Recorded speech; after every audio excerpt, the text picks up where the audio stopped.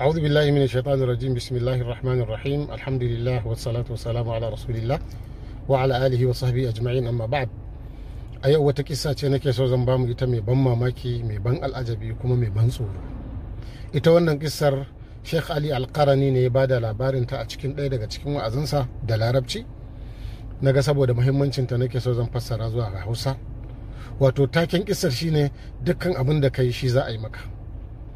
Yake bada labari yace wannan kissar ta faru da gaske. Wani bawan Allah ne yayi aure, ranar da ya tare da iyalinsa sai wani ya zo ya kwankwasa musu kofa da daddare, a ranar kuma yake kokarin tarewa da iyalinsa.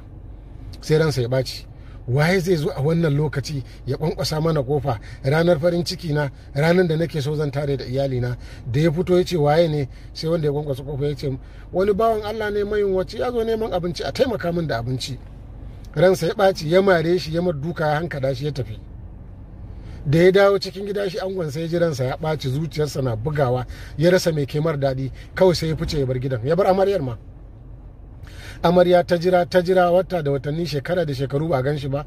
Ta je gurin alkali ya sake ta. Bayan wasu shekaru sai ta sake yin aure. A ranar da za ta sake tarewa da mijinta, a ranar, a daren, sai wani ya ƙara zuwa kwankwasa kofa. Sai ya ce wa matar, ki je ki duba waye ne yake kwankwasa kofa.